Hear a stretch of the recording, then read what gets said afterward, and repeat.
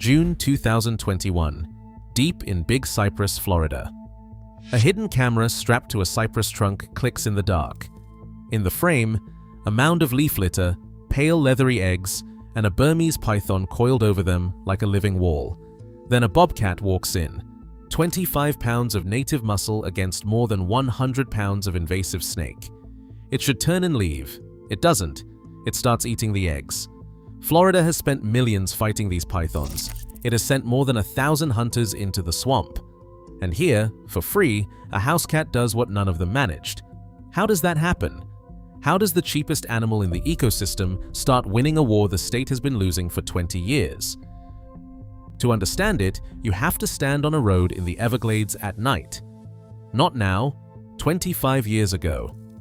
Before 2000, if you drove the park roads after dark, your headlights caught eyes everywhere. Raccoons in the ditches, opossums shuffling across the asphalt, rabbits freezing in the beams, bobcats slipping between the sawgrass. The place was crowded, loud, alive. Drive those same roads today and you get silence. Empty shoulders, black water, and nothing moving. And here's the trap most people fall into. They see that quiet swamp, they call it wild, and they never realize they're looking at a wound. A whole generation grew up on that emptiness and assumed it was normal. It wasn't. It was a hollowed-out version of something that used to teem. So what emptied it? Sometime in the 1980s and 90s, Burmese pythons started showing up in South Florida. Released pets that got too big, escapees from breeding stock, snakes native to the jungles of Southeast Asia dropped into a subtropical swamp that looked to them like home. By around 2000, they were breeding in the wild. And the animals of the Everglades had a fatal problem. Nothing in their evolution had ever taught them to fear a giant ambush constrictor. Raccoons didn't run. Deer didn't know. The snakes ate their way through the food web faster than anything could adapt. In 2012, a team of scientists led by Michael Dorcas put hard numbers on the silence, published in the Proceedings of the National Academy of Sciences.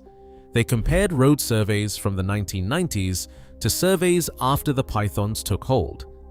Raccoon sightings down 99.3%, opossums down 98.9%, white-tailed deer down 94.1%, bobcats down 87.5%. Marsh rabbits and foxes weren't just reduced. On those surveys, they stopped showing up at all. Read those numbers again. That isn't decline. That's a swamp being emptied from the inside. And the thing doing the emptying was almost impossible to see. That's the part that makes pythons so different from a normal problem. A Burmese python can lie in 6 inches of water and vanish. Its skin turns dead leaves and mud into perfect camouflage. Biologists say a person can stand right next to one, close enough to touch it, and never know. You are not fighting a monster you can see coming. You are fighting a ghost that eats everything and shows you nothing. Now think about how big that ghost gets.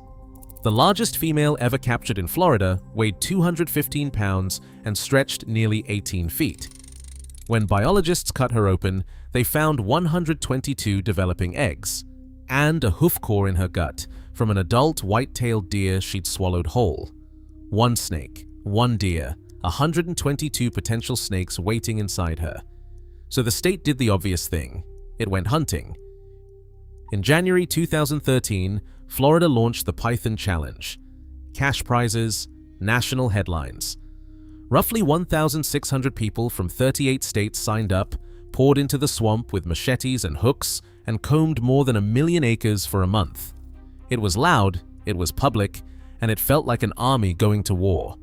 They caught 68 snakes. 68. Against a population estimated back then at around 150,000 and closer to 300,000 today. Do the math, and that month-long invasion of hunters removed something like 1/40% of the pythons out there. The snakes barely noticed. The headlines faded. The ghost stayed invisible. And that failure, as embarrassing as it looked, actually mattered. Because it exposed the real problem. It was never that Florida wasn't trying hard enough. It was that brute force runs into two walls that no amount of hunters can break. Wall 1, you can't kill what you can't find. Wall 2, and this is the cruel one, even when you find them, you can't outkill their math. One female lays around 43 eggs on average, up to 122 at the extreme.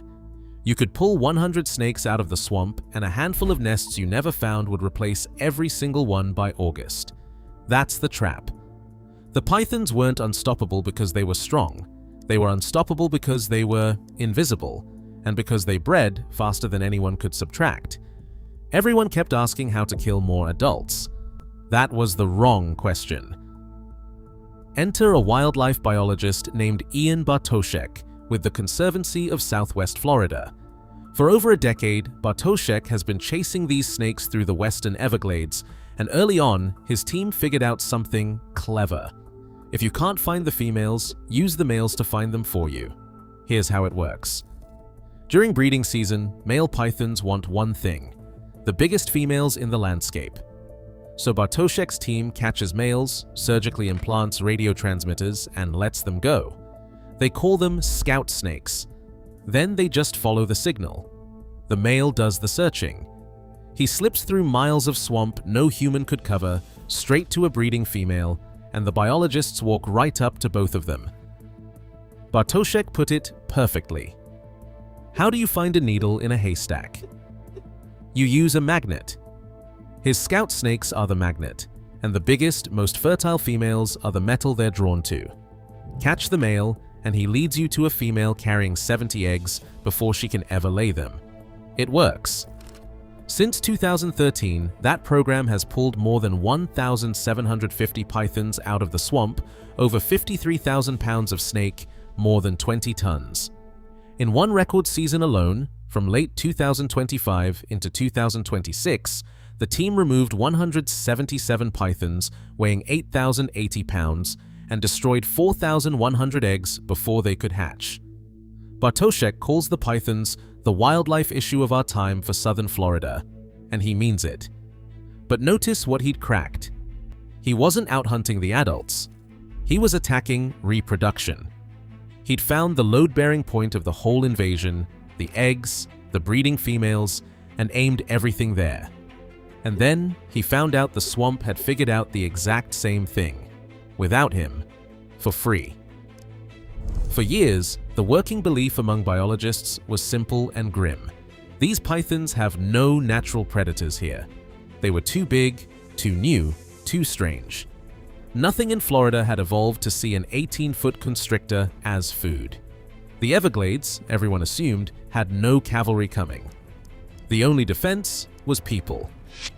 That belief started cracking on a trail camera. Go back to Big Cypress, June 2021. USGS ecologist Andrea Curillo and her team were doing something the Scout program made possible. For the first time, actually watching what happens at a wild python nest. They'd tracked a nesting female, set cameras nearby, and settled in to learn basic things nobody knew. How many eggs survive, what threatens them, what the early life of a python in Florida even looks like. At first, almost nothing happened. The female barely moved. Then the camera fired, and it wasn't the snake. It was a bobcat, a native cat, maybe 25 pounds, that found the nest while the female was briefly away. And it didn't just poke at it. Over several days, it fed on the eggs, dug at them, buried some to come back for later, uncovered them again. When the giant female returned and coiled over what was left, the bobcat came back anyway, and on camera, the two predators traded blows.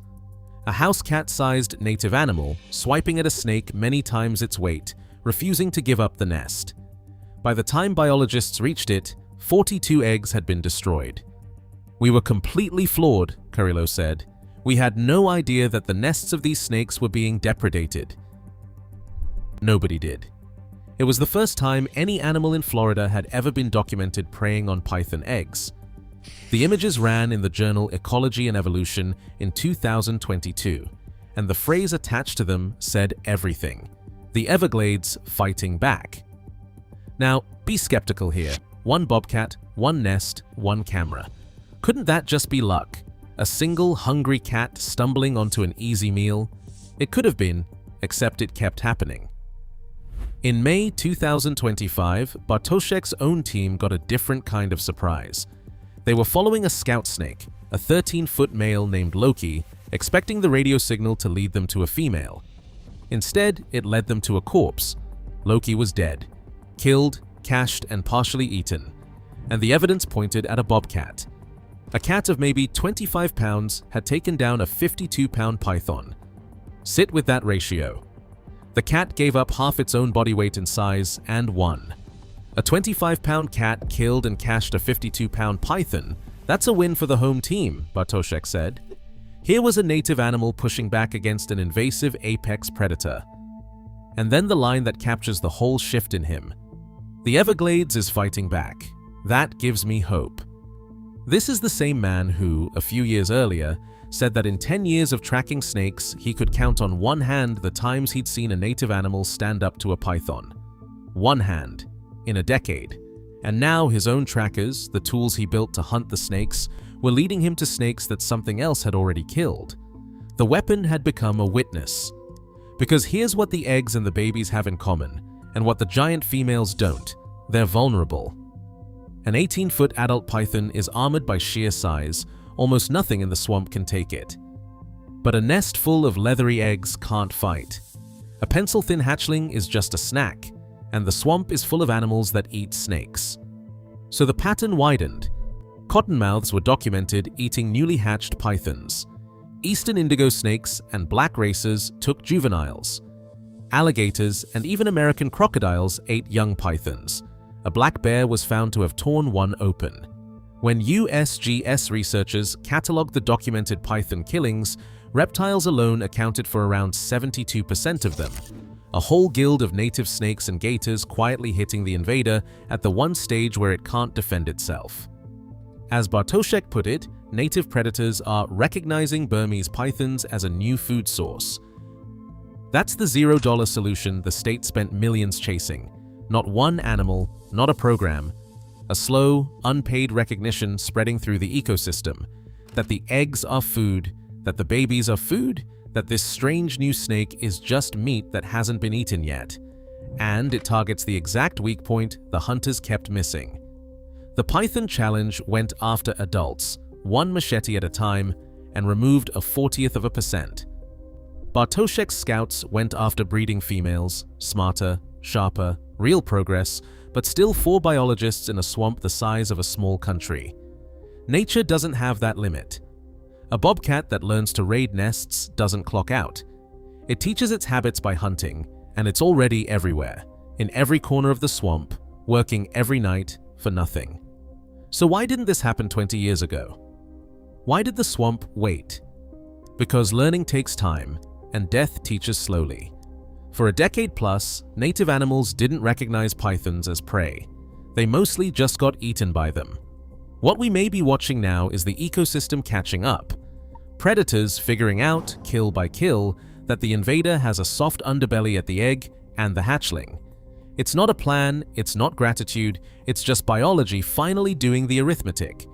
Now here's where an honest story has to slam on the brakes, because this is exactly the point where a lazier version would lie to you. The pythons are not beaten, not close. There are still somewhere between 200,000 and 300,000 of them out there. The documented cases of native predators killing pythons number in the handful, not the thousands. This is not population control, not yet. The biggest adults are still untouchable by anything except a human with a truck and a plan. If Florida stopped removing snakes tomorrow, the Conservancy is blunt about what happens. The pythons keep decimating native wildlife and keep breeding across the landscape. Human hands are still holding the line. So this isn't a victory, it's a crack of light. A signal that after 20 years of being eaten, the swamp has started eating back. But don't let the caution shrink the size of what's happening. For years, the entire strategy rested on one assumption, that the Everglades had no defense of its own, that it was helpless without us. That assumption is now wrong. Currylo's camera and Loki's corpse proved it wrong. The cavalry everyone said wasn't coming was there the whole time. It just had to learn the snake was food. Which brings us back to that trail camera in Big Cypress and the man watching the footage. Ian Bartoszek didn't start as an optimist. He started as someone doing grim, unglamorous work, dragging 150-pound snakes through remote swamp, cutting open females full of deer and eggs, watching every haul barely dent a number that just kept climbing. His whole method was built on the belief that people were the only thing standing between the Everglades and the snakes. For over a decade, the evidence agreed with him. And then his own tools kept showing him something he never expected. A scout snake leading not to a mate, but to a killing. A cat that gave up half its body weight and won.